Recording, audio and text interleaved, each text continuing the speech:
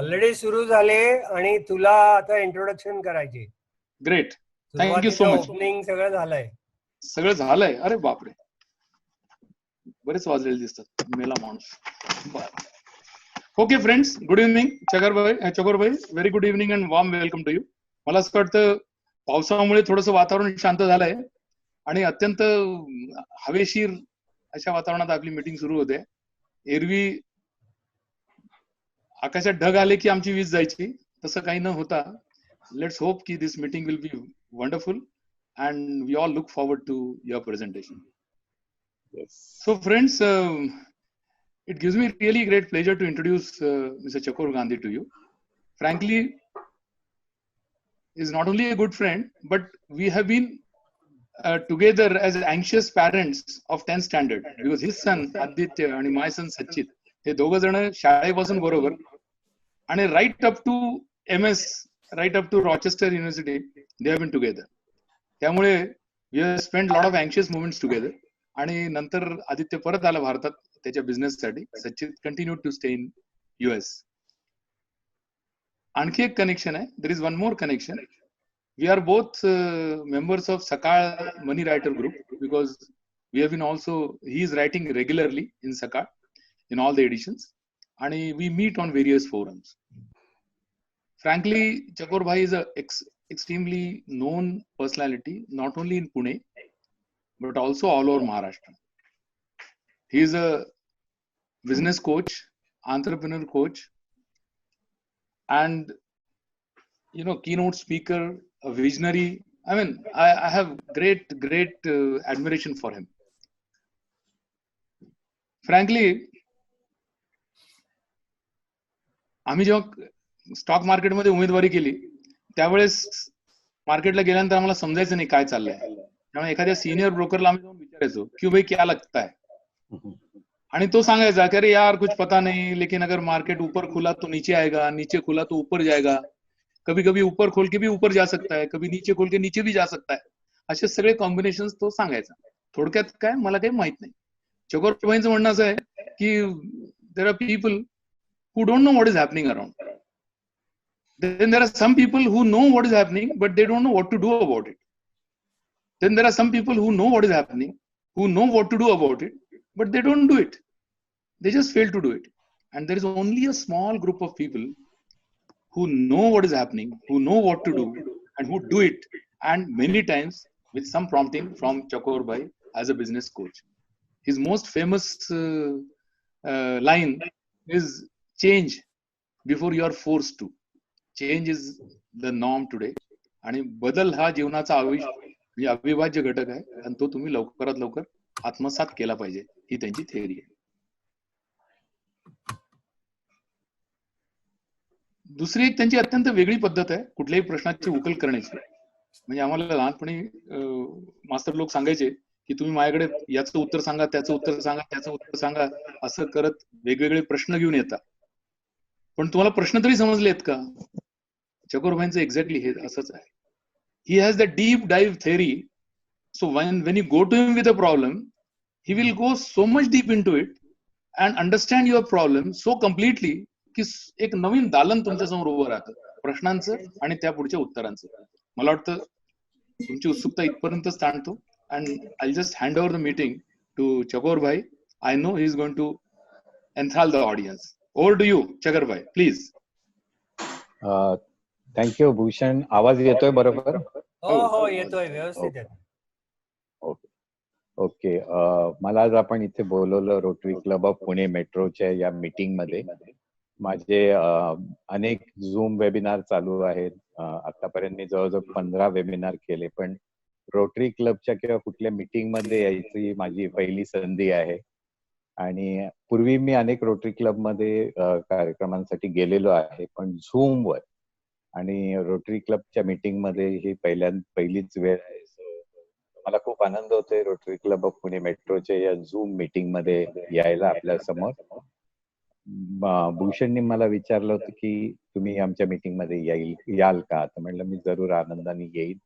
आणि बरेच मित्रही मला दिसत आहेत, अभयजींना ओळखतो आणि अजूनही सगळे दिसत नाहीयेत मला, पण बरेच जण आपण ओळखीचे आहोत. भूषणनी खूप माझी मोठी ओळख करून दिली. तितका मी काही ज्ञानाने किंवा वयाने पण तितका मोठा नाहीये. पण माझा हा सगळ्या व्यापाऱ्यांशी संबंध येतो आणि सावधान धंदा बदलतो आहे. हा हा विषय मी अनेक वर्षांपासून बोलतो आहे. पण प्रामाणिकपणे सांगायचं तर त्यावेळेला मलाही वाटलं नव्हतं की धंदा बदलतोय म्हणजे इतक्या पद्धतीने बदलू शकेल किंवा ही अशी वेळ आपल्यावर येईल. मराठीतच बोलू दे ना भूषण? हो हो अगदी बिलकुल. म्हणजे आणि आमच्याकडे सगळी इंग्लिश भाषा चालते, मराठी इंग्लिश ओके हिंदी सगळी. तर स्पीच इतकी थोडासा मोठा केला तर चालेल मला. आवाज मोठा पाहिजे. हा थोडा मोठा असेल.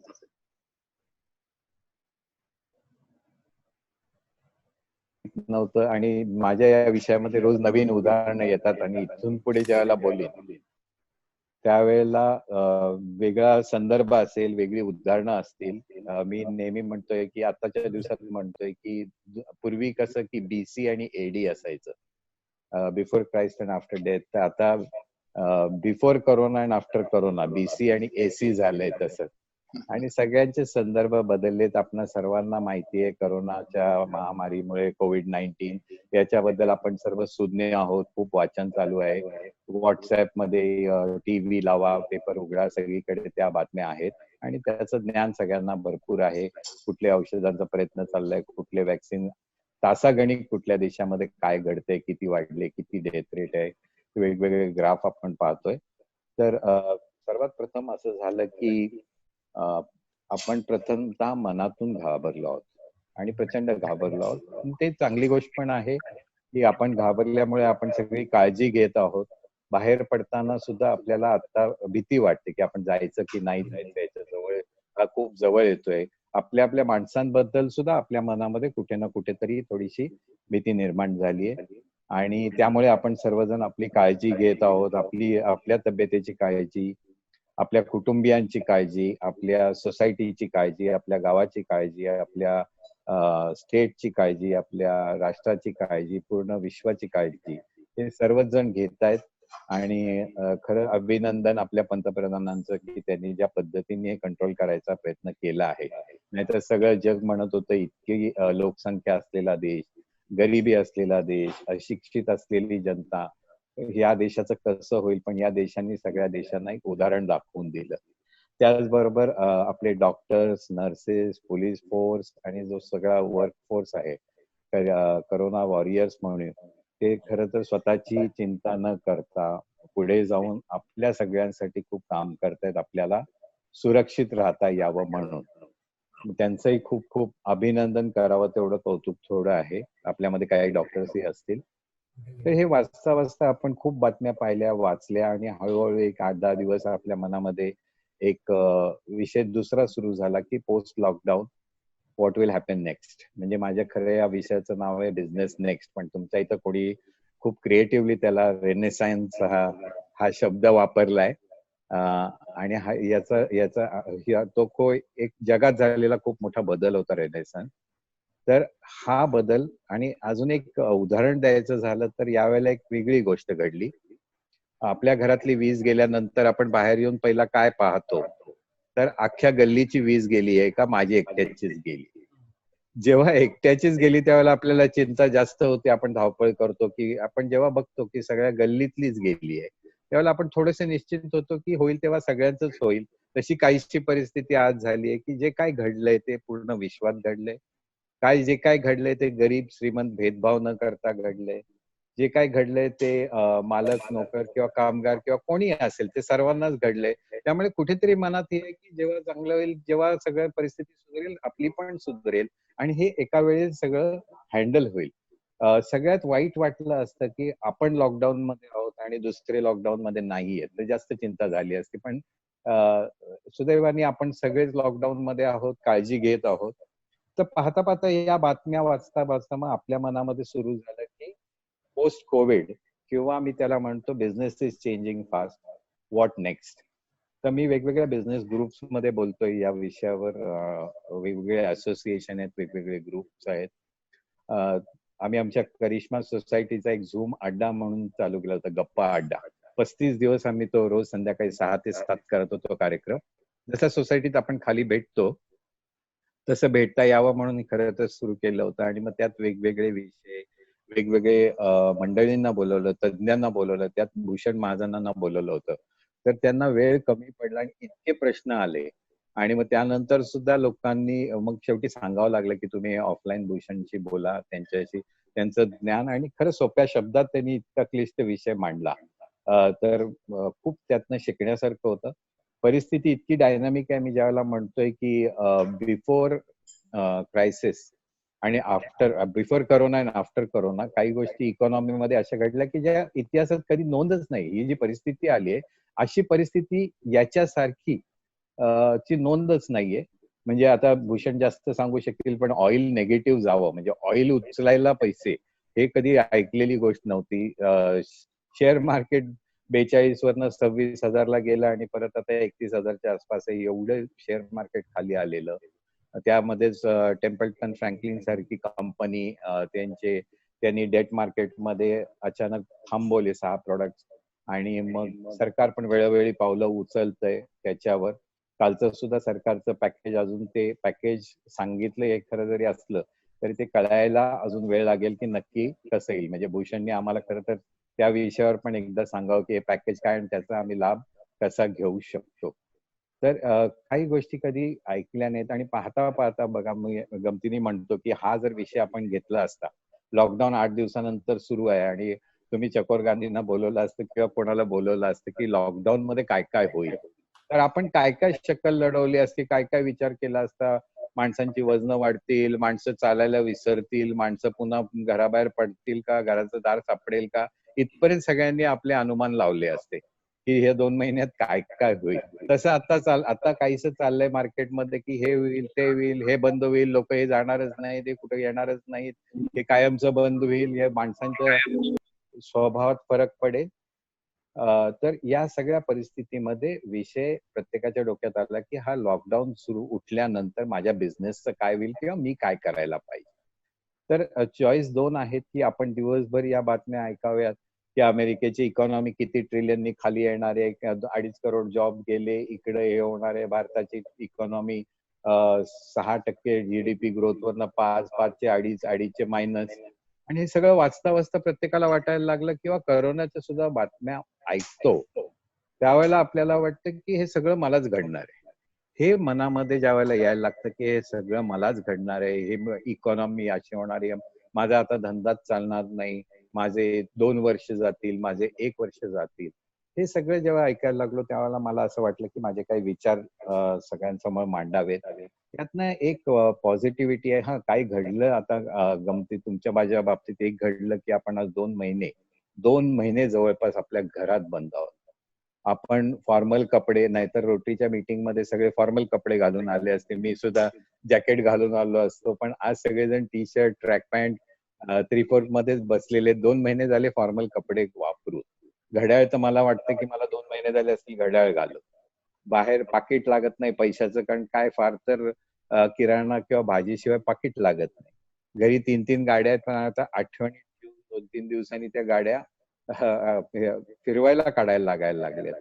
हे 2 महिन्यात इतके बदल आपण जाणवतोय. आपण घरी बसलोय, घरचं जेवतोय, घरच्या कामात मदत करतोय, कुटुंबीय एकत्र येऊन अनेक गोष्टी वेळ चांगल्या पद्धतीने घालवतायत. मला त्यात एक पॉझिटिव्हिटी अशी दिसते, पॉझिटिव्हिटी म्हणता येणार नाही, पण त्यातल्या त्यात आपण खरं तर कुठेतरी थोडंसं मनामध्ये समाधान मानायला पाहिजे किंवा इतकं दुःख मानायला नाही पाहिजे. कारण आपण 2 महिने असलो तरी आपल्या घरात आहोत. आपण कुठे बाहेर नाही आहोत. आपण घरी सुरक्षित आहोत. आपल्या सर्व सुखसोयी घरात आहेत आणि आपल्या घरात आहोत. जर काही ठिकाणी जिथे वर्षानुवर्ष वॉर चाललंय, युद्ध चाललंय, तिथल्या फिल्म पाहतो किंवा जिथे अर्थक्वेक घडतो तिथे तर म्हणजे घरच उद्ध्वस्त होतात.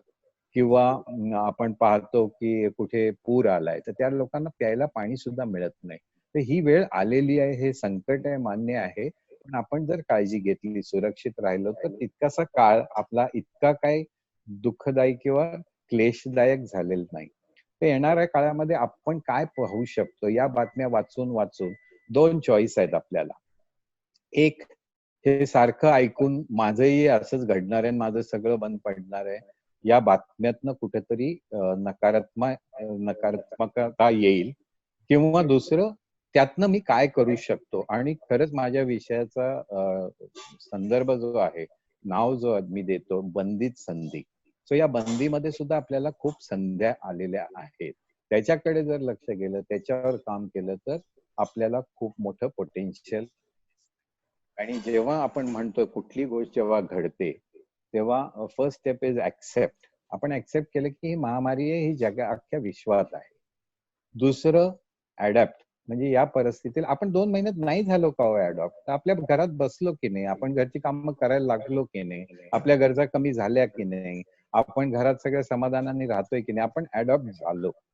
तिसरी गोष्ट महत्वाची, तिसरी स्टेप, की इव्हॉल्व्ह व्हायला पाहिजे. आता ह्याच्यातनं इव्हॉल्व्ह व्हायला पाहिजे. मला मराठीत शब्द सुचत नाही, इव्हॉल्व्हला मराठी शब्द नाही सुचला, पण इव्हॉल्व्ह व्हायला पाहिजे. म्हणजे त्यातनं आपण बाहेर कसं येऊ शकतो, त्यात आपल्याला काय संधी आहे, आपण कोणत्या पद्धतीने विचार करू शकतो. मी एक सुंदर वाक्य वाचलं व्हॉट्सअपवर, की विन्स्टन चर्चिल म्हणाले, असं व्हॉट्सअप म्हणतं, मला माहित नाही हे नक्की वाक्य कोणाचं आहे, पण no crisis should ever go waste. No crisis should ever go waste. म्हणजे हा क्रायसिस आलाय. काल मोदी परवा सुद्धा बघा, प्रत्येक अडचणीत ते काही ना काहीतरी संधी शोधतायत. आणि खरंच सक्सेसफुल माणसं जितकी अडचण येईल त्यात काही ना काहीतरी संधी शोधतात. They turn problem into solution.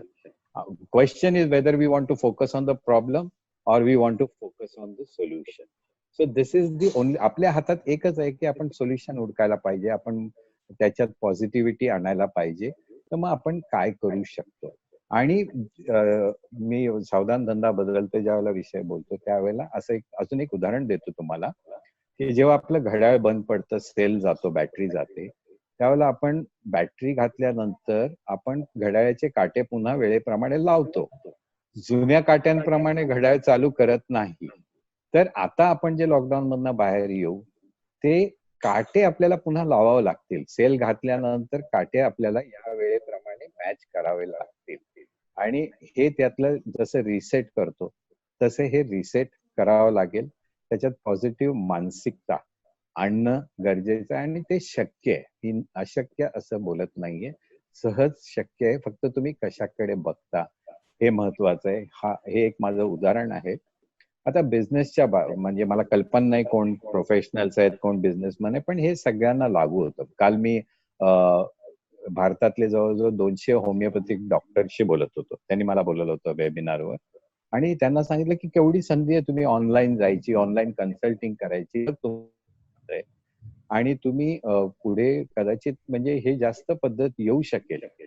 तर मी एक वेबिनार ऐकत होतो, आणि खूप छान वक्ता होता आणि खूप हुशार होता, VT भारद्वाज म्हणून सिक्वेन्सचे XMD. तर त्यांना मी विचारलं, का हो 1.5-2 महिन्यामध्ये खरंच एवढे बदल येतील का? माणूस सगळं विसरून जाईल का? वर्क फ्रॉम होम म्हणतायत, तर वर्क फ्रॉम होमच करायला लागेल का? मग हॉटेलमध्येच जाणार नाही, पिक्चरलाच जाणार नाही, रेस्टॉरंट सगळे ओस पडतील, आणि खरेदीला गिऱ्हाईक येणारच नाही, खरेदी करणारच नाही. तर त्यांनी खूप छान उदाहरण दिलं की 1.5 आणि 2 महिन्यात एवढे बदल माणसांमध्ये येत नाही. काही बदल जरूर येतील, पण 1.5-2 महिन्यात हे सगळं बंद होईल. वर्क फ्रॉम होम सुद्धा मला उदाहरण द्यायचंय, सगळीकडे वाचतोय मी आज. ट्विटरचे मालक सुद्धा बोललेत की आम्ही हे ऑप्शन सगळ्यांना देणार आहे. पण परवा मी ओबेरॉय म्हणून जे बिल्डर आहेत बॉम्बेचे, त्यांचं ऐकत होतो, तर ते म्हणले की वर्क फ्रॉम होमचं ऑप्शन पूर्वी पण होतं, आणि या कंपन्यांना ऑफिसचा हा प्रॉब्लेम पूर्वी पण होता. प्रत्येकाचं ट्रॅव्हल टाइम हा पण ऑप्शन, हा पण त्रास पूर्वी पण होता, पण मग का त्यांनी वर्क फ्रॉम होम केलं नाही? शेवटी मनुष्य हा सोशल अॅनिमल आहे, त्याला भेटल्याशिवाय चैन पडत नाही, त्याला एकमेकाला भेटावं वाटतं.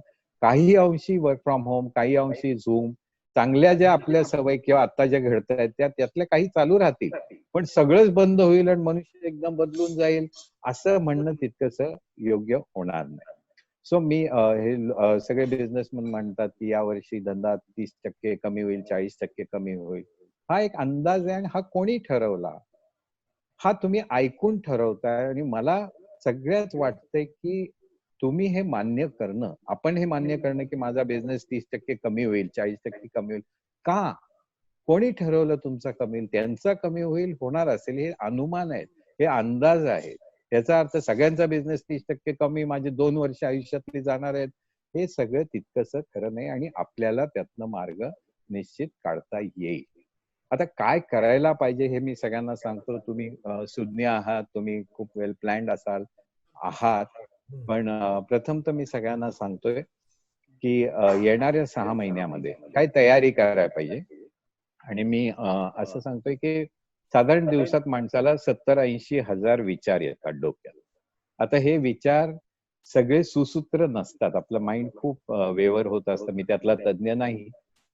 पण जर डायरी घेऊन बसलं दिवसातनं अर्धा तास किंवा 1 तास आणि माझ्या व्यवसायाची, माझ्या धंद्याचे मी विचार लिहायला लागलो, तर त्यात एक सुसूत्रता येईल, तुम्हाला सोल्युशन सापडतील, तुम्हाला एक प्लॅन सापडेल, तुमची रेफरन्सची डायरी राहील नंतर सुद्धा. तर हे जर लिहायला विचार सुरू केले तर त्यातनं खूप फरक पडतो.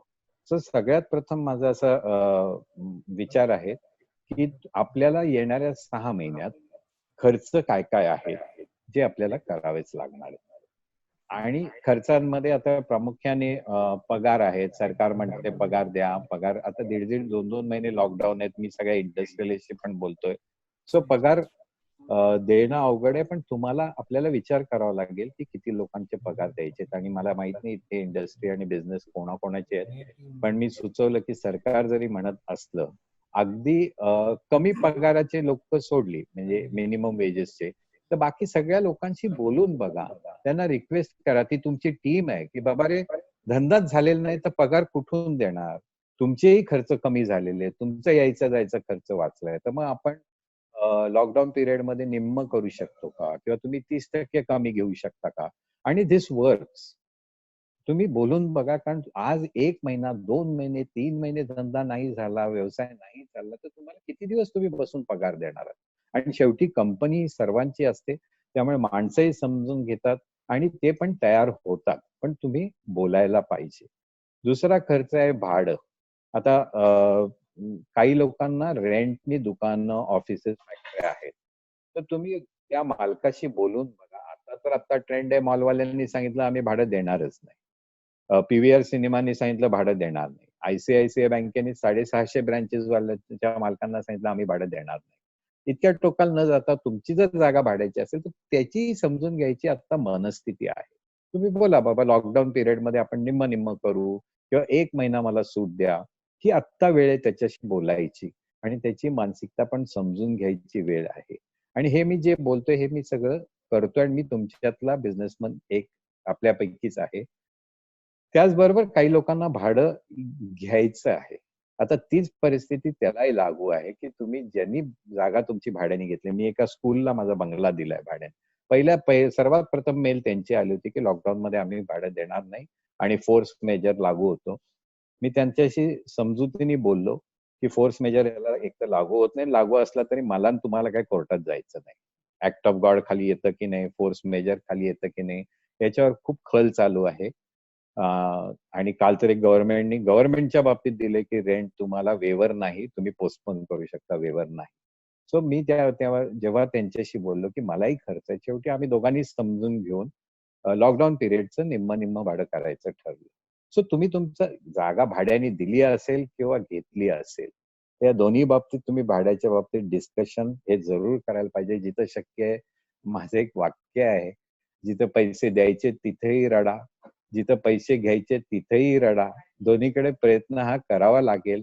आता ही वेळ समजून घ्यायची, उमजून घ्यायची. आणि एक ट्रेंड यायला लागलाय. लगेच रिटेलवाल्यांचं एक ऑफर यायला लागली आणि एक नक्की व्हायची शक्यता आहे, ज्यांचं उत्पन्न रेंटवर आहे, भाड्याच्या प्रॉपर्टीजवर आहे. एक शक्यता आहे 2008 मध्ये जसं झालं होतं तसं भाडं रिनेगोशिएट नक्की होणार. लोक तुमच्याकडे येतील की तुम्ही मालक आहात, माझा धंदा एवढा नाहीये, तुम्ही भाडं कमी करून द्या. आणि वेळ अशी येईल की तो म्हणेल नाही तर मी सोडून जातो. तुम्ही विचार कराल मी दुसरा भाडेकरू बघेन, त्याच्यात वेळ जाईल. आणि त्यावेळेला 2008 ला भाडं खूप नेगोशिएट झालं होतं. ती शक्यता दाट आहे. सो ज्यांना उत्पन्न भाड्याचं आहे त्यांनी या विचार करा की मला कदाचित भाडं कमी घ्यावं लागेल. आणि एक ट्रेंड येतोय की आता फिक्स भाड्याच्या ऐवजी, म्हणजे हे मोठ्या मॉल्सला वगैरे, पर्सेंटेज ऑफ रेव्हेन्यू, सेलवर पर्सेंटेज आम्ही भाडं देऊ, जास्त झालं जास्त भाडं देऊ, कमी झाला तर तुम्हाला भाडं कमी मिळेल, या पद्धतीने चाललंय. आणि सॅलरीमध्ये एक ट्रेंड ऑलरेडी कॉर्पोरेटमध्ये आहे जे business development, sales, marketing, management level आहे त्यांना ते 70-30 किंवा 65-35 चा फॉर्म्युला लावतात. म्हणजे 65% किंवा 70% फिक्स्ड सॅलरी, बाकी 30% depending on what business happens. म्हणजे त्या माणसाला 100चे 110 रुपये मिळतील एखाद्या महिन्यात, एखाद्या महिन्यात 90 सुद्धा मिळतील, पण बसून काही झालं तरी तुला पगार तेवढाच, हे हळूहळू डोक्यातनं जाणार आहे. तुम्हाला जिथे शक्य आहे तुमच्या टीमशी बोलून ही पण पद्धत आणू शकता, पण ही टीमशी चर्चा करून. सो हे 2 खर्च तर मेन आहेत. तिसरा भूषण जास्त सांगू शकतील, पण EMI.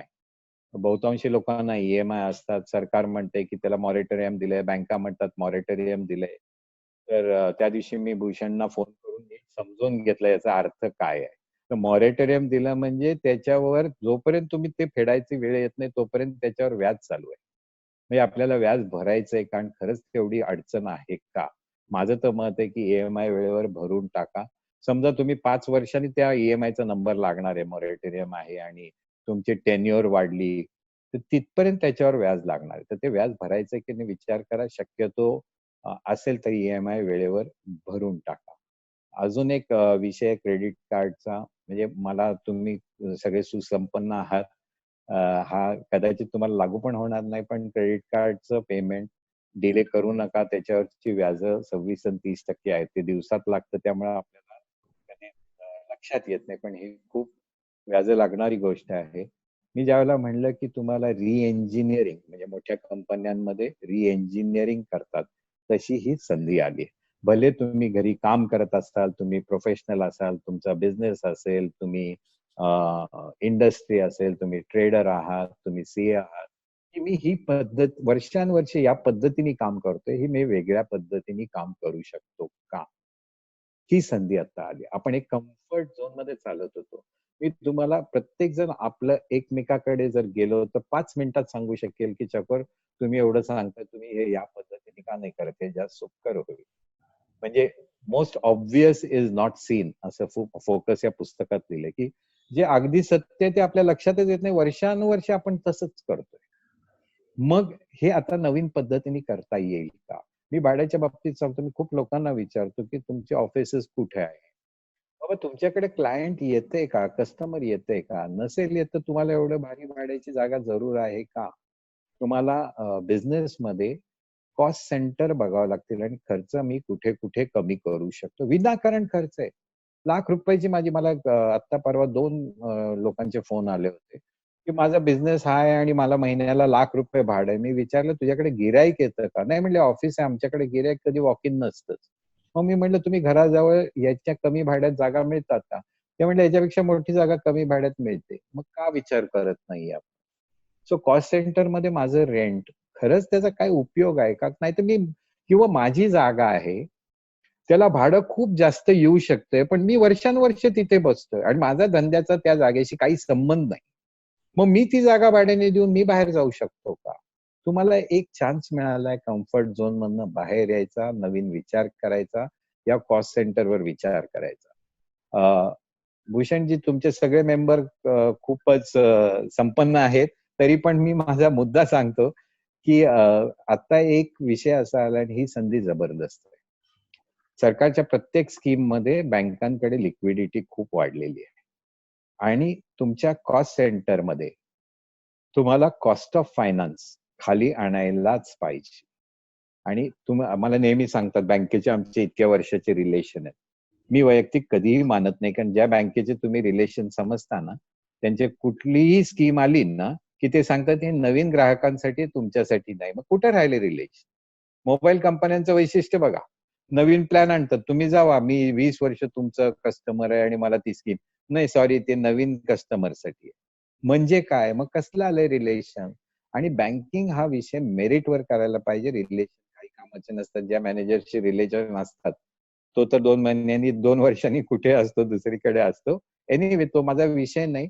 पण तुम्ही हे लॉकडाऊन उठल्यानंतर किंवा आत्तापासून जे काय तुमचं लोन असेल, बॉरोइंग असेल, 2-3 बँकांशी बोला आणि आत्ता जे काय व्याज देत आहेत, पर्सेंटेज आहे, त्याच्यात किमान 0.5%, 1% आणि जर जास्त व्याज असेल तर तुम्ही खूप खाली येऊ शकता.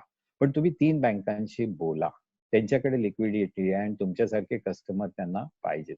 सो कॉस्ट ऑफ फायनान्स मध्ये, कॉस्ट रिडक्शन मध्ये तुम्हाला कॉस्ट ऑफ फायनान्स, जाणारं भाडं, एवढे लोक खरंच लागतायत का? आज तुम्ही विचार करायला लागा की खरंच मला एवढी माणसं लागतायत का? तुम्हाला बिलीव्ह मी, हे कॉस्ट रिडक्शन करावं लागेल आणि ही संधी आली आहे. घाण राहू नका, कारण बिझनेस साईडला बिझनेस कमी येईल, थोडा लांब येईल. मला एक खूप हॅलो या मला एक वाक्य खूप आवडलं आणि मी ते रिपीट करतो की अहो, हा असा विचार का करतोय आपण? हे काय स्टॉप बटन नाहीये, हे पॉज बटन आहे. हे काही काळासाठी पॉज झाले. हे 2 महिने 3 महिने आपले सगळे पुढे ढकलले गेले. हे संपलंय असं नाहीये. हे फक्त पॉज बटन आहे. आपल्या डोक्यात आणूया की हे पॉज बटन आहे. पॉज बटन उठल्यानंतर आपण पुन्हा काय काय करू शकतो. तो कॉस्ट रिडक्शन मी बरेच बिझनेसला कोचिंग करतो, मेंटॉरिंग करतो आणि ज्यावेळेला खर्च बघतो, साहेब इतकी इनएफिशियन्सी, म्हणजे मी पहिला तर माझंच नाव घेतो, मी तुमच्यासारखा बिझनेसमॅन आहे, तर किती इनएफिशियन्सी बिझनेसमध्ये आणलेली आहे. ती आता वेळ आहे कुठे कुठे इनएफिशियन्सी कमी करायची. आपण जे लॉजिस्टिक्स म्हणतो ना साहेब, आपण आपल्या मॅन्युफॅक्चरिंग किंवा कुठूनही ग्राहकापर्यंत माल पोहोचवतो ना, तो किती वेळा माल उतरतो, किती वेळा चढतो, त्याची हमाली किती लागते, त्याचं भाडं किती लागतं, तुमच्या माझ्यापेक्षा लॉजिस्टिक कंपन्या त्या निम्म्या खर्चात काम करतात. ही विचार करायची वेळ आहे. सो मी एक करू शकतो की या येणाऱ्या काळामध्ये मी, आणि आपण सगळे हुशार आहोत, आपल्या डोक्यात फिगर्स असतात, मी कॉस्ट रिडक्शन कुठे कुठे आणू, माझी इनएफिशियन्सी कुठे कुठे आहे, मला माणसं एवढी लागतात, एवढ्या माणसांचं काम आहे का, मी कमी करू शकतो का? ही वेळ रॉंग असेल माणसं कमी करायची, पण तुम्हाला याचा विचार करावा लागेल. भूषण माझे कॉम्पिटिटर आहेत आणि मी त्यांचा कॉम्पिटिटर आहे, आणि उद्या भूषणनी किमती कमी केल्या किंवा मार्जिन कमी केलं आणि मला कळणारच नाही भूषण कसं करू शकतायत, पण भूषण हुशार आहेत, त्यांनी त्यांच्या कॉस्ट खाली आणल्या, त्यामुळे त्यांचं मार्जिन तेवढंच आहे, पण मला ते सरळ कॉम्पिटिशन मध्ये बाहेर फेकू शकतील. ही टाइम आहे कॉस्ट रिडक्शन करायची. प्रत्येक कॉस्ट सेंटर मध्ये बघा, आणि सिंपल रूल आहे 80-20चा, पॅरेटोज लॉ म्हणतात त्याला. कुठलंही काम बघाल बिझनेसचं, त्यावेळेला तुम्ही असे 20% आयटम असतील की ज्याच्यात 80% व्हॅल्यू अडकलेली आहे. त्या 20% गोष्टीवर कॉस्ट रिडक्शन, 20%च आयटम असे आहेत की ज्याच्यात 80% कॉस्ट आहे, त्याच्यावर ध्यान द्या. सगळ्या गोष्टीवर नाही दिलं तरी चालेल. बिझनेसमॅनला अजून एक चॅलेंज येणार आहे, तो म्हणजे वर्किंग कॅपिटलचा. प्रोफेशनल असेल तर काही विषयच घेत नाही, पण बिझनेसमॅनला वर्किंग कॅपिटलचा प्रश्न येणार आहे. आणि मी खूप लोकांशी काम करतो. आपली इनएफिशियन्सी 2 गोष्टीत भरपूर असायची शक्यता आहे, जी आता वेळ आली आहे तुम्हाला सुधारायची. एक तर आहे तुमचं रॉ मटेरियल. खूप खूप रॉ मटेरियल आणि इन्व्हेंटरी. आणि बिझनेसमॅनला स्टॉक ठेवण्यात जेवढा आनंद होता ना भूषण, की विचारू नका. की मी कुठल्या बिझनेसमॅन कडे गेलो ना, तर तो म्हणतो बघा माझ्याकडे केवढा स्टॉक आहे. अरे भाऊ, जग असं नाही चालत. कंपन्या प्रोफेशनली, आता मोठ्या मोठ्या इंडस्ट्रियल कंपन्या 6 दिवसाच्या रॉ मटेरियलवर कंपन्या चालवतात, आणि आमच्याकडे स्टॉक पडून आहे. रिटेलरला मी कित्येक विचारतो की तुमचं एजिंग आहे का स्टॉकचं. मी तुम्हाला एकच उदाहरण देतो, मी ब्रँडचं नाव नाही घेत, पण पेड अप स्टॉक एका गाडीचा त्या डीलरकडे 21 दिवस जर राहिला, तर 22व्या दिवशी त्या गाडीतलं मार्जिन त्याचं संपतं. म्हणजे 22व्या दिवशी तो भांडवल खायला लागतो. आणि बघा आपल्याकडे किती स्टॉक पडलाय, कशा कशाचा पडलाय. तर मी या 3 महिन्यामध्ये या स्टॉक मधनं एवढे पैसे तरी बाहेर काढू शकतो. आणि तुम्हाला आत्ताच सांगतो, तुम्हाला अनुभव येईल की जसं लॉकडाऊन उठेल, हे ऑनलाईन आणि हे मॉल इतके प्रचंड ऑफर टाकतील की त्याला ट्रेडिशनल बिझनेस हाऊसला कळणारच नाही काय चाललंय. कारण त्यांना एक माहिती आहे, स्टॉक घरात ठेवायचा नाही. काय किंमत येईल ती कमी करा, पण स्टॉक बाहेर काढा. आणि त्याला फ्युचर डिस्काउंटेड कॅश म्हणतात, की मी 100 रुपयाची वस्तू जर 1 वर्षांनी विकणार आहे, तर त्याची आजची किंमत व्यापाऱ्याच्या भाषेत 70 रुपये असेल, तर मी 70 रुपयाला काढायला तयार आहे का? नाही तर काढा, बसू नका स्टॉकवर. आणि दुसरं आपलं वर्किंग कॅपिटल अडकलेलं असतं उधारी, क्रेडिट. ठीक आहे, बिझनेस क्रेडिट शिवाय होत नाही. 30 दिवस, 45 दिवस, 60 दिवस पर्यंत ठीक आहे. पण केवळ मला वेळ नाही किंवा कसं मागू किंवा मला मार्जिन आहे म्हणून भरपूर क्रेडिट वाढलेलं आहे. म्हणजे अनेक लोक वर्षानुवर्ष धंदा करतायत, पण नफा आहे. पण भूषण, तुमच्या भाषेत बोलायचं तर show me the money. Cash flow मध्ये ते पैसे कुठे दिसतच नाहीत आणि सीसी वाढतीये. दरवर्षी मी जातो बँकेची सीसी वाढते. तर ही एक संधी आली आहे तुमची उधारी लिमिटमध्ये आणा. वर्किंग कॅपिटल तिथे अडकलेलं आहे. आणि मी जेव्हा म्हणलो ना रडा, आजच विषय चालला होता. तर ती व्यक्ती मला म्हटली, आज कोण मला पैसे देणार आहे? म्हटलं तुम्ही प्रयत्न तरी केला का? तुम्ही 10 लोकांना फोन लावा, मला अडचण आहे, तुम्ही काय देऊ शकता का? 10 मधले 3 देतील. तुमच्यासारखे काही चांगले लोक असतील, म्हणतील ठीक आहे बाबा तुलाही अडचण आहे, मी 50% देतो, 25% देतो. एक 10 कस्टमरशी बोलून बघा, तुम्हाला पैसे मिळतील. आणि सगळ्या व्यापाऱ्यांना मी सांगतोय, लॉकडाऊन उठल्यानंतर एक शक्यता आहे, बोगस उधारीचं गिराईक मार्केटमध्ये यायची शक्यता आहे. ते म्हणतील चला, म्हणजे चकोर गांधींनी विचार करायला पाहिजे की हे गिराईक माझ्याकडे इतके वर्ष नाही आलं आणि आत्ताच माझी याला का आठवण झाली. तर तो म्हणजे लक्षात येईल की बाबा याला कोणतरी माल देत नाहीये आणि मला घाई आहे धंदा करायची, तर मी माल देईन, तो आपला रोकडा करेल आणि तुमचे पैसे, तुमची उधारी तो भांडवल म्हणून वापरायची शक्यता आहे. सो उधारीत आणि स्टॉक मध्ये असलेले तुमचं वर्किंग कॅपिटल तुम्ही खरंच विचार करा, खूप काय बाहेर निघू शकेल. आणि बोलायला लागा. अजून एक गोष्ट, अजब नाही पण कोणाला अंदाज नव्हता की फेसबुकने जिओ मध्ये पैसे लावले. आणि त्यावेळेला असं लक्षात आलं की याच्यामध्ये, आणि मी एक वेबिनार ऐकत होतो, Facebook, Insta, Netflix, Google, Amazon सगळेच लोक होते. या सगळ्या जगाचं लक्ष भारतातल्या स्मॉल अँड मीडियम एंटरप्राइजेस किंवा रिटेल व्यापाऱ्यांवर खूप आहे. आणि त्यांना आता काहीही करून त्यांच्या बिझनेसमध्ये यांना इन्क्लूड करायचंय. उद्या रिटेलर तुमच्या घराखाली राहणारा, ज्याच्याकडे माझी मुलं जात नाहीत, ऑनलाईन मागवतात, अमेझॉनचा माल गोडाऊन मधून येतो, उद्या अमेझॉन त्यांना पाठवेल की या तुमच्यावर राहणाऱ्या चकोर गांधींना माल पाहिजे, तुम्ही द्या, पैसे कलेक्ट करा, पैसे आमच्याकडे येतील, आमचं मार्जिन कापून तुम्हाला आम्ही पैसे देऊ.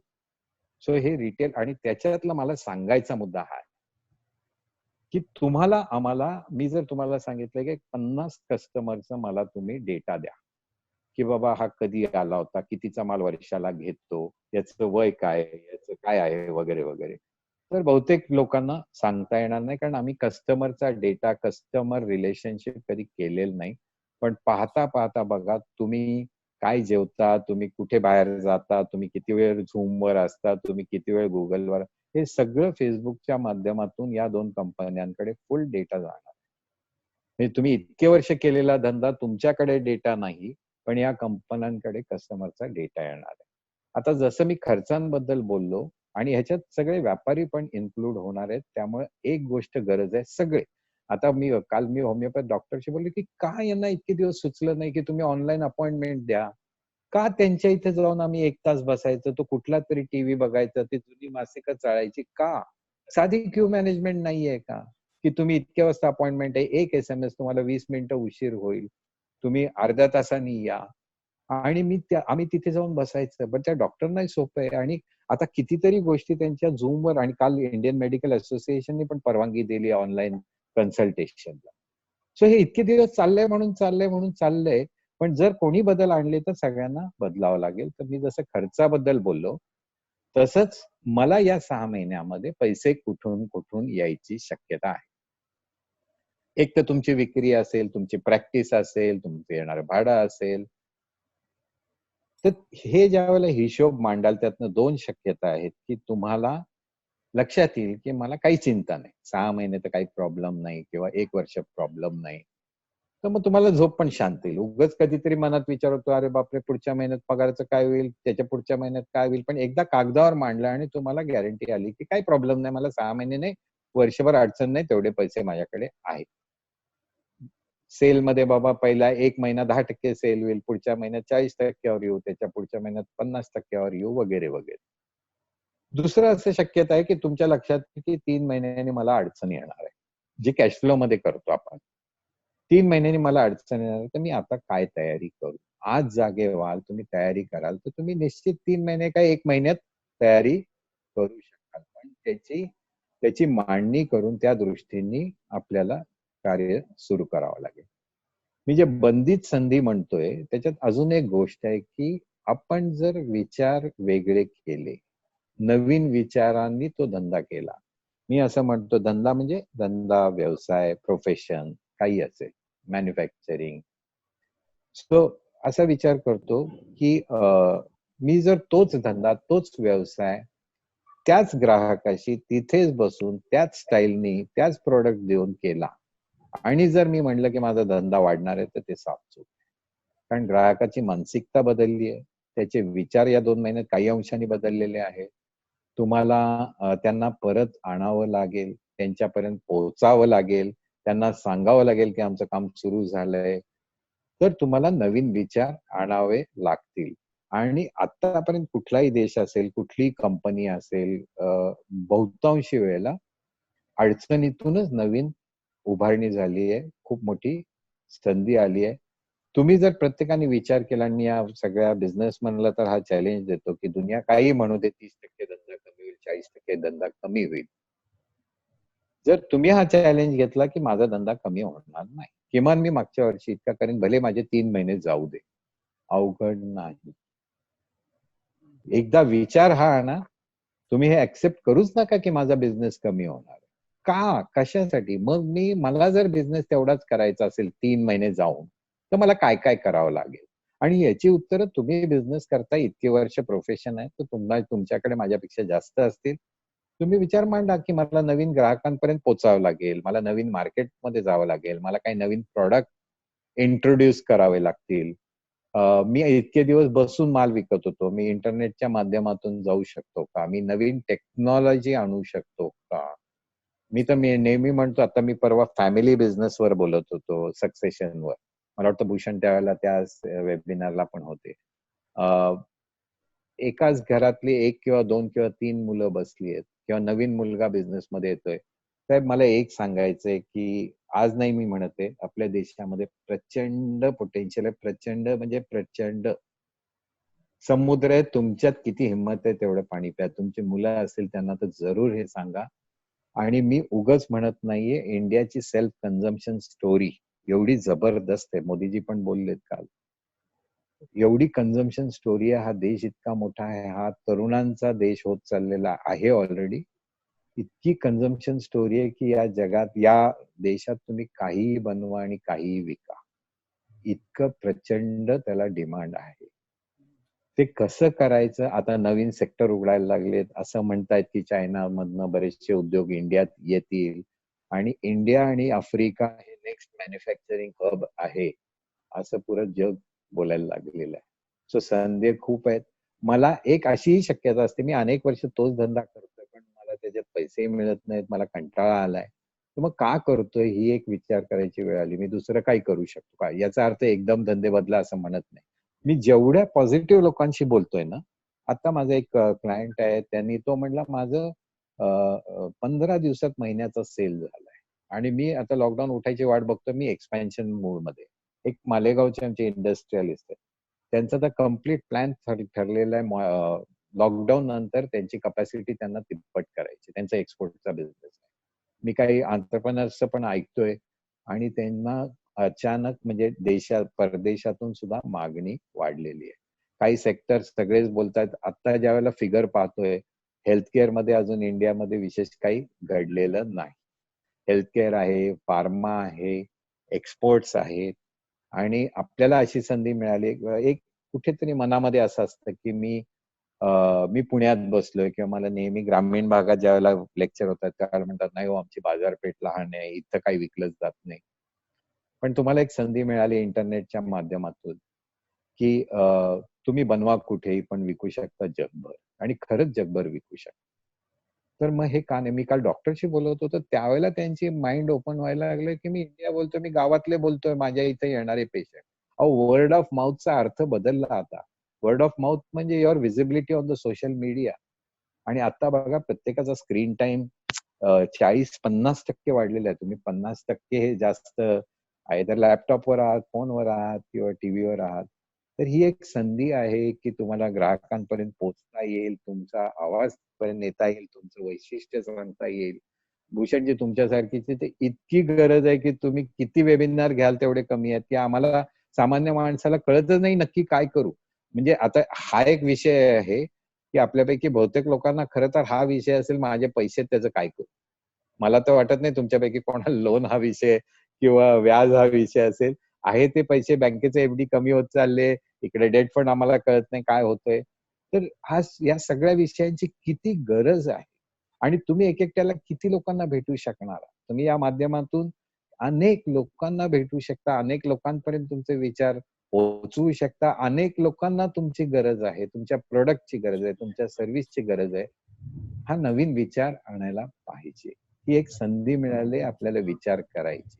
प्रत्येकाने इव्हन आपलं आयुष्य जगताना सुद्धा आपण विचार करतो की आपण इतके दिवस असं का वागलो, हे एवढे कपडे खरंच मला लागतात का, किंवा मी इतकं बाहेर खात होतो, मला घरचं किती छान बनतंय. आणि मला तर खरंच म्हणजे आता या बंदीत असं लक्षात आलं की खरंच घरच्या बायकांना काम किती असतं हे म्हणजे थोडं जर मी केलं तर माझ्या लक्षात येतं की घरी काम तरी किती असतं. आणि पाहता पाहता घरात किती गोष्टी आहेत हे मला आता सापडायला लागले, कारण स्वतः हाताने काम करतो, घर स्वच्छ व्हायला लागली आहे. पण प्रत्येकाच्या मानसिकतेत जर विचार आणला, बदल आणला आणि मी हे काम कसं चांगल्या पद्धतीने, नवीन विचाराने, नवीन पद्धतीने माझ्या व्यवसायात, माझ्या इन्व्हेस्टमेंटमध्ये, माझ्या जीवनामध्ये, माझ्या कारखान्यात, माझ्या बिझनेसमध्ये, माझ्या सर्व्हिसेसमध्ये, तर निश्चित याचा खूप खूप फायदा होऊ शकेल. या बंदीमध्ये एक संधी आहे. लॉकडाऊन उठत चाललेला आहे, उठावाच लागेल. मी त्याच्यात फारसं जात नाही, कारण किती उठेल, केव्हा उठेल हे कल्पना नाहीये. पण त्याच्यातनं एकच उदाहरण देतो. उदाहरण चांगलं नाहीये, पण मी अगोदर ऐकत होतो की लोकांच्या वाईट सवयी सुटायला लागल्या, लोकांची दारू सुटली आणि एक दुकान उघडायला लागलं तर एवढी लाईन लागायला लागली. कुठं मनुष्य काय विसरला? उदाहरण चांगलं नाहीये, पण हे बघा ना, इतके तुटून पडले. म्हणजे आणि आज सुद्धा आता बघा थोडं उघडायला लागलंय असं वाटत असतं, लोकांची लोक भरपूर फिरायला लागले. सो मनुष्य पुन्हा येणार. काही गोष्टींना वेळ लागेल. परवाचं उदाहरण आहे, मारुतींनी त्या दिवशी 1605 गाड्यांची डिलिव्हरी दिली, हुंडाई गाडीने 605 गाड्यांची डिलिव्हरी दिली. सो हे हळूहळू उठेल, बिझनेस येईल. हे पॉज बटन आहे. मला ही संधी मिळाली वेगळा विचार करायची, मी नाविन्य काय आणू शकतो, माझ्या कॉस्ट खाली कशा आणू शकतो. मला जर तोच धंदा तितकाच करायचा असेल तर मी ग्राहकापर्यंत कसं पोहोचू शकतो, नवीन ग्राहक कसा आणू शकतो, या सगळ्यामध्ये नवीन विचार जर आणले तर मला खात्री आहे की आपला कोणाचाही बिझनेस, व्यवसाय हा कमी व्हायचं काही कारण आहे. मला असं वाटतं की माझा वेळ झालेला आहे. तर मला असं वाटतं भूषणजी की तुम्हाला काही प्रश्न असतील कोणाला तर प्रयत्न करतो माझ्या. नाही, तुम्हाला सुरुवातीला एक सांगायचं राहिलं की सगळेच लोक आमचे या क्लबचे मेंबर्स जे आहेत ते मोस्टली बिझनेस मध्ये आहेत किंवा प्रोफेशन मध्ये आहेत किंवा मॅन्युफॅक्चरिंग मध्ये आहेत, काही सर्व्हिसेस मध्ये. इफेक्टिव्ह आहे. पण मला रोटरी मध्ये मला वाटतं ते आहे, सगळ्या प्रोफेशन, सगळ्या वेगवेगळ्या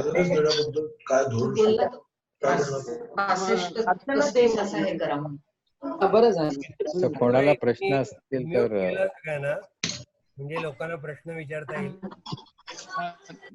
आणि हर्षा हळबेला मी आता बघतोय, हर्षा आणि आम्ही मित्र आहोत, टेनिस खेळतो एकत्र, खूप छान टेनिस खेळतात ते. त्या लोकांना टेनिस शिकवतात, तुम्ही त्यांचे विद्यार्थी असले पाहिजे. हो हो.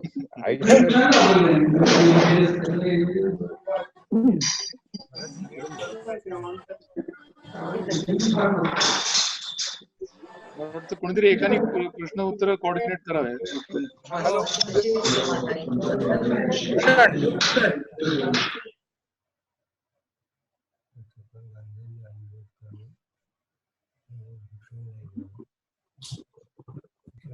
भूषण, एक रेज हँड म्हणून एक ऑप्शन येतं पार्टिसिपेंट मध्ये. कोणी रेज हँड केलं तुम्हाला कळेल, तुम्ही त्याला बोलू शकता. किंवा इथे दीपक बोधनी आहेत, त्यांना काही विचारायचं, त्यांना अनम्यूट करा. भूषण, त्यांना अनम्यूट करा. दीपक बोधनी. हा, दीपक बोधनी. जो व्यवसाय आहे त्याच्यामध्ये आम्ही बेसिकली ऑन साइट सर्व्हिसेस देतो.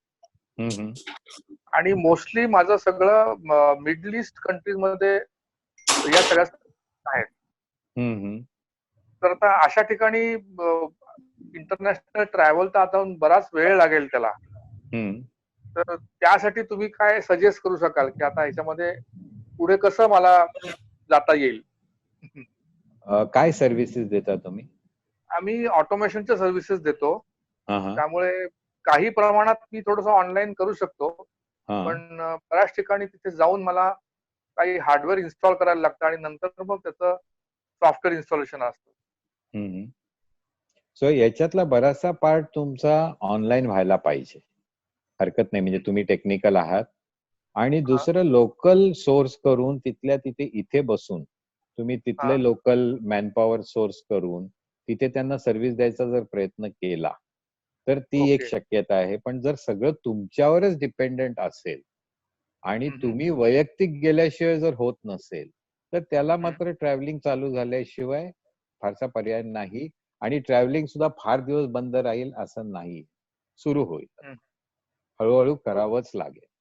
सो पण तोपर्यंत तुम्ही ऑनलाईन सर्व्हिसिंग जर त्यांना करता आलं, त्यांना व्हिडिओ मागवून बाबा काय घडतंय काय नाही घडतंय ते तुम्हाला जास्त माहितीये, किंवा आता तिथलं मशीन तुमच्या लॅपटॉपला कनेक्ट झालं आणि ऑटो डायग्नोस्टिक्स असेल मशीन्सवर, किंवा तर तुम्हाला इथे बसून बहुतांशी काम करता येईल. किंवा जर फिजिकल काम असेल तर आता जगात सगळ्या टाईपचे मॅनपॉवर आहेत, तुम्हाला तिथली सोर्स करून त्याला पाठवून काय करता येईल का पाहता येईल. बरं, ठीक आहे. येस. आणखी कोणाला काही विचारायचंय का?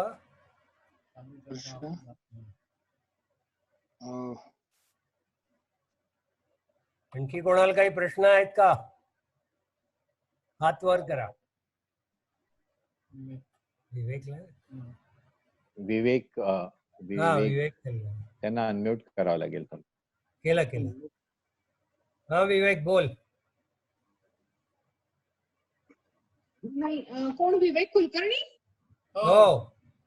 नाही त्यांनी मला वाटतं तो काहीतरी शोधायचा प्रयत्नात होता, सो त्याला प्रश्न नाहीये काही. बर, ओके. आणखी कोणाला काही प्रश्न आहे का? चकोरभाई, मीच एक प्रश्न विचारतो.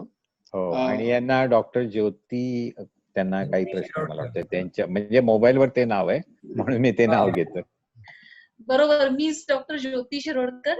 ओके. मी डॉक्टर आहे व्यवसायाने, रिसर्चर आहे आणि एंटरप्रेन्युअर पण आहे. आणि नुकताच मी माझा एक छोटासा आमचं एक हे आहे, स्टार्टअप आहे. आम्ही प्रूव्हन फूड्स डेव्हलप केलेली आहेत मी रिसर्च मधनं, आणि त्याचं मॅन्युफॅक्चरिंग आणि मार्केटिंग करतो. आता आमचा बेसिक बिझनेस प्लॅन खरं तर तयार आहे, but we are looking for the investor now. So इन्व्हेस्टर्सवर आता ह्या लॉकडाऊनमुळे किंवा ह्या सध्याच्या परिस्थितीमुळे काही परिणाम होईल का, असं मला विचारायचंय. मानसिकता थोडी टाइम लागणार आहे मानसिकता यायला. दुसरी गोष्ट, मी एंटरप्रेन्योर्स आणि स्टार्टअपला याच्यावर त्या इकोसिस्टम मध्ये मेंटरिंग करतो. सो पहिला तर तुमच्या बिझनेस प्लॅन मध्ये तुम्हाला रनवे पाहिजे, की बाबा मला 6 महिने नाही 1 वर्ष पैसे नाही आले तरी माझा बिझनेस चालला पाहिजे. आणि ज्याचा रनवे संपतो फंडिंग यायच्या आत, that we call valley of death. तिथे 70% स्टार्टअप तिथे संपतात. सो पहिला तर तुम्ही असा बिझनेस प्लॅन करा की मला फंडिंग नाही आलं तरी मी हा बिझनेस चालू ठेवीन, मला फंडिंग आल्यावर मी वाढवीन इथपर्यंत ठीक आहे. फंडिंग यायला वेळ लागेल, पण मी खरं सांगू का मजा तुम्हाला, जी मंडळी आहे ना फंडिंग करणारी त्यांच्या पैशाला कुठेही कमी नाही झाली. मजा ही आहे की ज्यांना लक्झरी ब्रँड परवडतात, जे रोलेक्सचं गिरायक आहे, जे मर्सिडीजचं गिरायक आहे, त्याला कुठेच परिणाम नाही झालेला. परिणाम झालाय अगदी लेबर क्लासला किंवा मिडल क्लासला. सो तुमचे जे इन्व्हेस्टर आहेत ना, फक्त मानसिकतेत बदल झाले, त्याच्याकडे पैसे आज पण आहेत. So if you tickle him right, if your project is good, rather people are looking for opportunities. आणि मी हे वेबिनार ऐकत होतो, हे फंडिंगचं आणि इकोसिस्टमचं. सो आणि मी तुम्हाला एक सांगतो, तुम्ही प्लीज लहान व्यवसाय म्हणू नका. तुम्ही म्हणलात ना मी एक छोटा, नाही म्हणायचंच नाही. तुम्ही का लहान म्हणताय? आणि आता जे मला पोटेन्शियल दिसतंय, ते इतकं फूड प्रोडक्टला आहे की तुम्ही कल्पना नाही करू शकत. भूषण, मी काही सेकंदात एक उदाहरण देतो. माझ्याकडे एक वयस्कर गृहस्थ, घरची एकदम परिस्थिती बिघडली आणि नंतर काही दिवसांनी भेटले, सर तुम्ही मला इतक्या दिवसांनी भेटला, म्हणलं कसं चाललंय? ते म्हणले उत्तम चाललंय, मला चांगलं जमत होतं, मी माझ्या मिसेसला आणि मी चकली बनवायला लागलो आणि मी खूप विकायची खटपट केली, 3 टन चकली विकतोय असं त्या माणसाने मला सांगितलं. म्हणजे केवढं पोटेन्शियल आहे. बालाजी वेफर तुम्ही उदाहरण घ्यावं, त्यांनी पेप्सी बिप्सी लेअर बिअरला सगळ्यांना धूळ चारली. म्हणजे तुम्ही लहान म्हणलं तर ते लहानच राहणार आहे. तुम्ही किती मोठा विचार करताय त्याच्यावर आहे. लहान याच्यासाठी म्हटलं की आता बूटस्ट्रॅप वर आमचं चालू आहे डेफिनेटली. तो फेल मध्ये तर नक्कीच जाणार नाही. त्यामुळे आम्ही त्याचं व्हॅल्युएशन चांगलं कसं होईल हा विचार करतोय. पण जर आम्हाला मोठी जम्प घ्यायची असेल याच्यामध्ये तर त्या दृष्टीने मी इन्व्हेस्टरचा विचारलं तुम्हाला. स्केलिंग अप ऑफ इन्व्हेस्टमेंट कुठेही इन्व्हेस्टर कुठेही गेलेलं नाही. इन्व्हेस्टर कुठेही गेलेले नाहीत, फक्त त्यांची मानसिकता. आता तुम्हाला जर मी म्हणलं, मी जर आलो की म्हणजे आता तुमच्याकडे मी आलो फंडिंगला, तर म्हणलं थांब रे बाबा आता नको, 1-2-3 महिने बघू आपण. सो ते सगळ्यांच्या डोक्यात एक पॉज बटन नक्की आहे. तो उद्या सकाळी येतो मी पैसे घेऊन म्हणणार नाही. मानसिकता आलेली आहे, थोडे दिवस थांबा, पण कुठेही नाही गेलेला इन्व्हेस्टर. आणि तुम्हाला जेवढी इन्व्हेस्टरची गरज, डॉक्टर ज्योती, जेवढी तुम्हाला इन्व्हेस्टरची गरज आहे ना, इन्व्हेस्टरला तुमच्यासारख्या लोकांची गरज जास्त आहे. थँक्यू. मोहन बोल, तू अनम्यूट केलंय मी तुला. मी मोहन छत्रे, माझं एक मॅन्युफॅक्चरिंग युनिट आहे. तुझ्याकडे म्हणजे लॅपटॉप आणि मोबाईल दोन्ही चालू आहे, त्यामुळे एको येतोय. नाही, आता एक बंद केला. एक बंद कर. बोला मोहन. एक असा प्रश्न आहे की आताच्या म्हणजे तुम्ही जे मगाशी म्हणलात की cut down on cost including interest cost, बरोबर आहे? तर आता मॅन्युफॅक्चरिंग सेक्टरमध्ये किंवा आमच्यासारख्या इंडस्ट्रीमध्ये, स्मॉल स्केल इंडस्ट्रीमध्ये काय वर्किंग कॅपिटलचा जे तुम्ही उल्लेख केला, तर वर्किंग कॅपिटल रिक्वायरमेंट ही पुढचे 3 महिने तरी राहीलच. कारण असा अंदाज आहे की आम्ही आता समजा जरी सुरू केल्यानंतर त्याचं प्रोसेसिंग होऊन त्याच्या एक्झॅक्टली हातात पैसे येईपर्यंत अजून 2-3 महिने जातील. Sir, what would be your advice की आता बँक्स तर रेडिली देतील टर्म लोन, ते देतील, तर what would be your advice की ते टर्म लोन आपण घ्यावं का आपले पैसे त्याच्यात घालावे?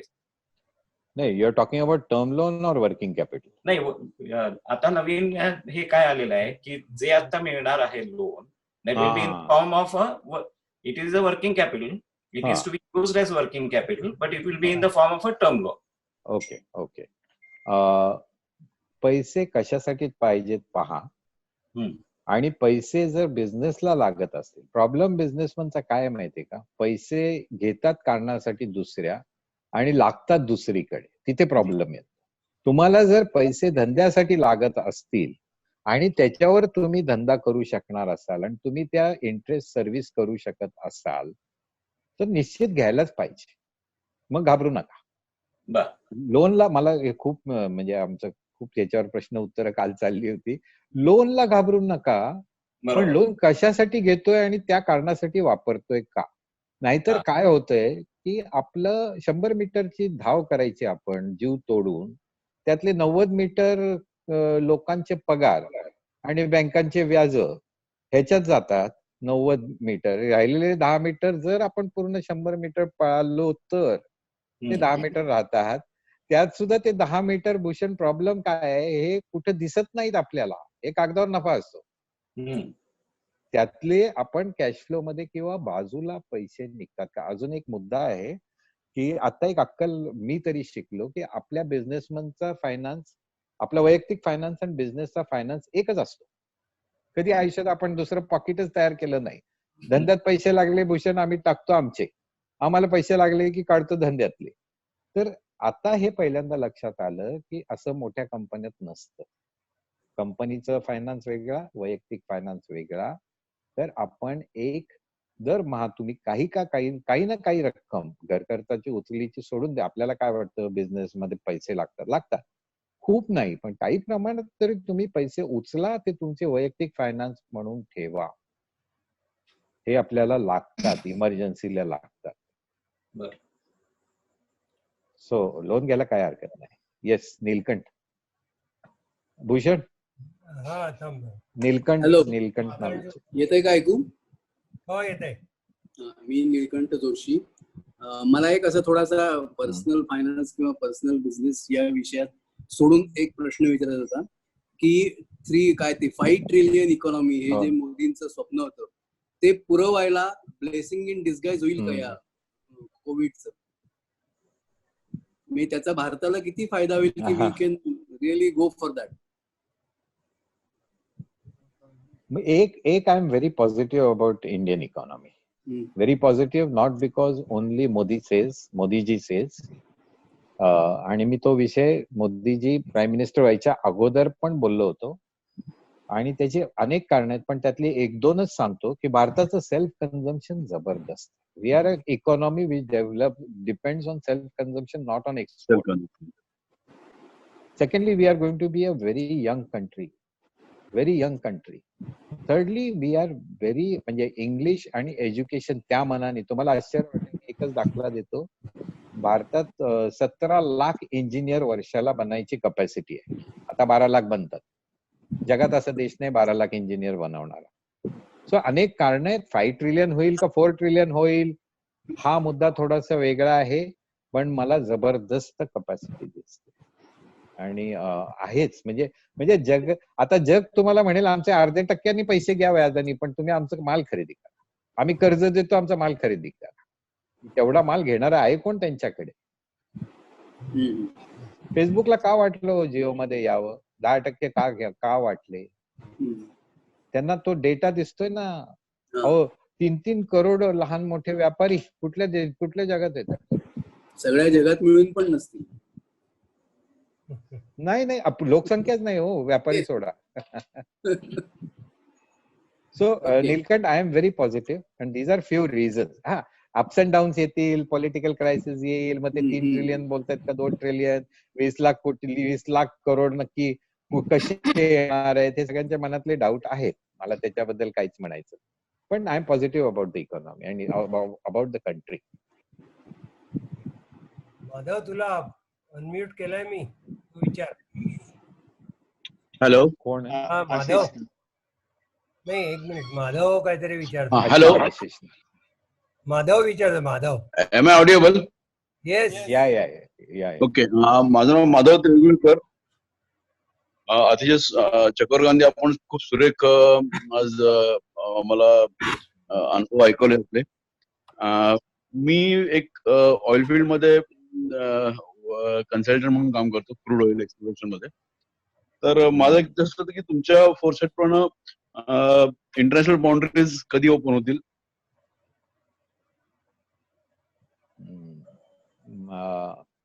माझा खरं सांगू का, त्याच्यावर इतका अभ्यास नाही, पण जनरल नुसतं बोलायचं म्हणलं तर या आता बाउंड्रीज फार काळ टिकणार नाहीये, फार काळ. But this is very general. मला स्पेसिफिक तुमच्या प्रश्नाचा उत्तराचा माझ्याकडे खरं तर अभ्यास नाहीये, त्यामुळे I won't be able to answer your question justifiedly. Thank you. Ashish बोल. हाय, माझं नाव आशिष जोग. तुम्ही खूप चांगली माहिती सांगितली, त्याबद्दल थँक्स. आता माझा एक क्वेश्चन थोडासा वेगळा आहे की आपण आता काल मोदीजींचं भाषण पाहिलं, त्यांनी सांगितलं आत्मनिर्भर बना, बेसिकली लोकल ब्रँड्स किंवा लोकल गोष्टी जास्त मॅन्युफॅक्चर करा. आता लोकल मॅन्युफॅक्चरिंग करायला गेलं किंवा जे, आता मी फ्रॉम कन्झ्युमर पॉइंट ऑफ व्ह्यूने बोलतोय की मला जर एखादी गोष्ट घ्यायची असेल आणि त्यात कॉस्ट, कॉम्पिटिटिव्हनेस आणि क्वालिटी याच्या बाबतीत लोकल आपण कधी बीट करू शकू, कसं बीट करू शकू? समजा चायना एवढ्या प्रमाणात उत्पादन करतं आणि इतकी कॉस्ट कमी ठेवतं. एक मोबाईल फोन घ्यायचा गेला तर आता मला उदाहरण नाहीये की मोबाईल फोन मी घेऊ शकतो, कदाचित मध्ये कसा येईल तो. तर त्याला काय तुमचं म्हणजे एखादं काही इन्साइट किंवा तुमचे काही अंदाज काय येत त्याच्याबद्दल? त्याच्याबद्दल मी चर्चा वाचली होती मध्ये आणि दोन्ही बाजूनी वाचली. हे बोलायला खूप सोपं आहे की चायनाचा माल घेऊ नका. इव्हन लोक काय म्हणतात, आता आपल्या कोपऱ्यावरच्या किराण्यावाल्याने आपल्याला मदत केली तर कायम त्याला लक्षात ठेवा. अहो ऑनलाईन सुरू झालं, तुमची माझी मुलं कुठे जाणार आहेत त्या किराणावाल्याकडे, परत ऑनलाईन कडे जाणारच आहे. हे बोलायच्या गोष्टी आहेत. तसंच चायनाच्या बाबतीत एक सुंदर त्याच्याबद्दल माहिती अशी आली की जी कॉम्पिटन्सी इंडियाकडे आहे त्यातल्या गोष्टी चायनाला सोडून आपल्या इथं बनतील का, तर बनतील. त्या जास्त बनतील का, तर जास्त बनतील. पण ज्या कॉम्पिटन्सी आपल्याकडे नाहीयेत आणि त्यांनी ज्या पद्धतीने अहो त्यांच्या इथली चायनाची गेम काय हे कोणाला कळतच नाही. म्हणजे मी एक अँटी डम्पिंगचे केस कम्प्लीट ऐकलेली आहे की ते त्यांच्या देशात ज्या भावात वस्तू विकते ना, विकली जाते त्याच्यापेक्षा कमी भावात ते बाहेर विकतायत. त्यामुळे ह्याला आम्ही काय करू शकणार आहे. आणि माझं एक क्लायंट आहे ज्याचं 100% इम्पोर्ट चायनाहून आहे. उद्या ते चायना ओपन झालं ना तर 5 पैसे स्वस्त झालं तरी कुठलाही इंडियन व्यापारी थांबणार नाही जाऊन चायनामधनं वस्तू आणणार आहे. सो कन्झ्युमरला सुद्धा हे थोडे दिवस राहील तुमच्या डोक्यात, हे चायना मध्ये किती चायनाचं नाव खराब झालं होतं, क्वालिटी खराब आहे, आपण नका वापरू, नाही वापरले. पण काही गोष्टी ज्या चांगल्या आहेत त्यामुळे हे इतका सडन चेंज होईल. आता एक शक्यता आहे, मोदीजी टॅक्स हॉलिडे जर दिला मोदीजींनी इंटरनॅशनल मल्टीनॅशनल्सला आणि त्यांचे जर सेटअप इंडियामध्ये आले तर तो फरक पडू शकतो. किंवा काही सेक्टर ज्याच्यात इंडिया स्ट्रॉंग आहे त्याच्यात निश्चित फरक, जास्त बिझनेस इंडियाकडे येईल किंवा India will be an emerging market. फक्त एक अक्कल सगळे लोक शिकले आणि ते आपल्या सगळ्यांना लागू होतं की एकच सप्लायर किंवा एकाच देशावर तुम्ही डिपेंडेंट राहू शकत नाही. आज चायना बंद झालं, कित्येक लोकांचं मटेरियल थांबलं. जर तुमच्या 4 देशातून येत असतं तर तुम्हाला ऑप्शन असता. मी नेहमी सांगतो, इव्हन एका कस्टमरशी धंदा करता, मगाशी माझे मित्र स्मॉल स्केल बिझनेस आहे त्यांचा, जे एकाच बिझनेस बरोबर कस्टमरशी धंदा करतात, त्याच्या सारखी आयुष्यात मोठी घोडचूक नाही. जो माणूस एकाच सप्लायरवर डिपेंडंट आहे, एकाच देशावर डिपेंडंट आहे, आपण सगळे अक्कल शिकलो की एका देशावर डिपेंडंट राहू शकत नाही. So India will start manufacturing, depends what benefits we give. पण लगेच चायना बंद होईल आणि लगेच इंडियात कन्झ्युमर इंडियन वस्तू घ्यायला लागेल. शेवटी कन्झ्युमर आहे, त्याला जिथे बेनिफिट दिसतं तिथं तो घेतो. थोडे दिवस हे राहील, काही लोक अवॉइड करतील, पण त्याला तुलनात्मक इंडियन वस्तू पाहिजे. त्या किमतीत मिळते का? चला मी सांगतो, हे इंडियन वस्तू ही 50% महाग आहे आणि चायनीज आहे, दोन्ही क्वालिटी सेम आहे. तुम्ही किती दिवस नाही घेणार? 10 मधला एखादा घेईल. सो चायना लगेच रिप्लेस होईल आणि चायना गप्प बसलेली नाही. सगळ्या गेमात चालू आहेत. तुम्हाला ज्या बातम्या दिसत आहेत ना इकॉनॉमिक, त्याच्या मागे त्यांचे विचार काय आहेत, प्रत्येक देशाचा हेतू आहे. ट्रम्प साहेब जेव्हा बोलतायत प्रत्येक स्टेप मागे मागे हेतू आहे. त्यांना त्यांची इलेक्शन आहे, चायनाला त्यांचे, हे सगळे आपल्याला आपण बातम्या ऐकतो पण त्याच्या मागचे त्यांची सगळी मोठी मोठी इकॉनॉमिक अँड पॉलिटिकल स्ट्रॅटेजी असते. Have I answered your question? Try to answer. Thanks. Yeah, Bhushan. थांब एक मिनिट. हा भूषण बोल.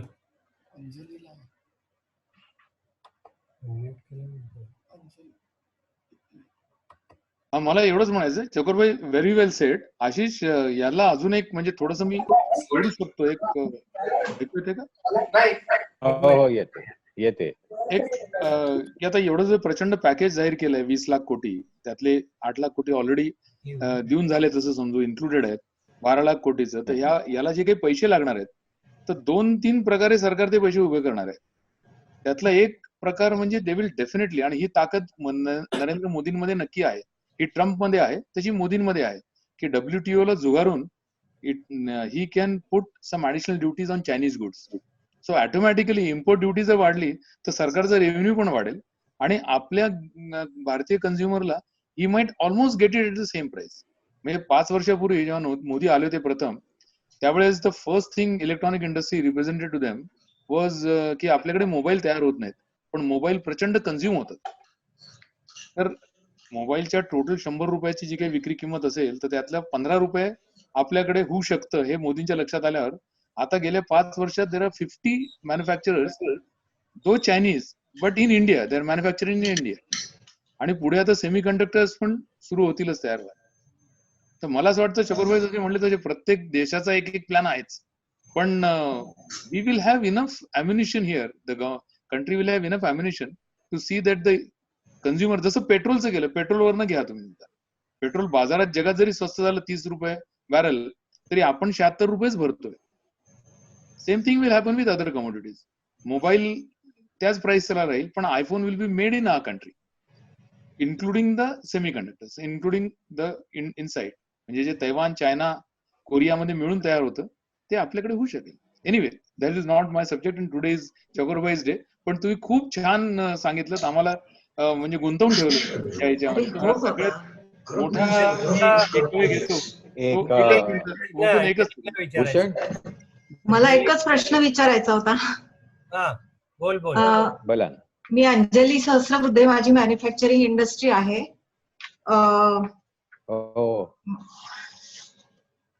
विश्वास सहस्रबुद्धेंची बायको, विश्वदीप प्रेसपर्ट्स. अरे मग माझा मुलगा आदित्य तुमच्याकडे येत होता. हो, येस येस येस. आणि विश्वास सहस्रबुद्धेंचं व्याख्यान पण तुमच्या सोसायटीत ठेवलं होतं. ऐकू येत आहे का? हो, येस. तुमच्या मिस्टरांचं आमच्या सोसायटीत ठेवलं होतं. खूप छान, खूप छान. आणि त्या दिवशी नंतर मग मला मेसेज आला का कोणीतरी सांगितलं, आणि मग मी आदित्यला विचारलं. आदित्य तुमच्याकडे काम करत होता एक्सपिरियन्स साठी. हो हो हो, येस. तर प्रश्न असा आहे की, थँक्यू, मायग्रंट वर्कर्सच्या संदर्भात आहेत. म्हणजे आउटसाइड स्टेटचे लोक आता परत चाललेले आहेत असं एकूण चित्र दिसत आहे. तर आता म्हणजे काय तुमच्या मते पोझिशन असणार आहे? कारण आपले लोकल लोक फारसे काम करायला उत्सुक नसतात इंडस्ट्रीज मध्ये. त्यामुळे what picture do you foresee? See, again, it will be a sort of pause. It will not be stop button. आणि आज जे वर्कर जायला लागलेत ना, त्यांच्या गावात त्यांना घेईनात. प्रॉब्लेम हा आहे. सगळे जायला मागत नाहीये. त्यांची कामं सुरू झाली ना, तर ते तयार आहेत आता काम करायला. हा, मनातून इच्छा आहे बिचाऱ्यांना घरी जायची, पण ते हाल बघतायत तिथे जायचे. आणि ही मंडळी माईचे जास्त दिवस घरात बसू शकत नाही. आणि हे लेबर का आलं महाराष्ट्रात? त्यांच्याकडे कामं नाहीये. सो आज नाही उद्या 15-20 त्या मागे स्वाईन फ्लूच्या वेळेला राज ठाकरे साहेबांनी केल्यानंतर असं झालं होतं की लेबरच नाही गेलं, सगळं गेलं. काही नाही, थोड्या दिवसांनी आलं labour. So may be little time लागेल, पण या लेबरला परत त्यांच्या घरी जाणं सुद्धा सोपं नाहीये हो. त्यांच्या तिथे घेईनात आता. हा प्रॉब्लेम आहे. त्यामुळे काही लोक, बरीचशी लोक थांबली आहेत. आणि आता एक मोदीजींचं मला असं विचार, म्हणजे कोणी सांगितलं की त्यांच्या या बेनिफिट मध्ये कदाचित असं असेल की त्या स्टेटला स्ट्रॉंग करा जेणेकरून लेबर बाहेर जाऊच नाही. पण शेवटी हे मार्केट लॉ आहे, जिथं डिमांड आहे तिथं बरोबर पोहोचतात. आजही म्हणजे पूर्वी खूप म्हणत होते राजस्थानमध्ये पाऊस पडला आणि तिथं खूप शेती झाली आणि राजस्थानी लेबर मिळत नाही. आजही बघा फर्निचर लाईन मध्ये खूप राजस्थानी लोक आहेत. सो हे लेबर तुम्हाला ठीक आहे, थोडे दिवस त्रास होईल. आता प्रॉब्लेम एक आहे ना की कारखाने चालू करायला गेलं तर एक तर सगळं रॉ मटेरियल मिळत नाही, दुसरं लेबर सगळं येत नाही, तिसरं माल बनवला तर तेवढा उठाव लगेच नाहीये ना, मी डिस्पॅच कोणाला करू? हाही प्रॉब्लेम आहे. सो ही चक्र अचानक थांबवलेली फिरायला थोडा वेळ लागेल. आणि तुमचं काय म्हणणं आहे, म्हणजे महाराष्ट्रीयन लेबर फारसे इंडस्ट्रीमध्ये यायला का उत्सुक नसावेत?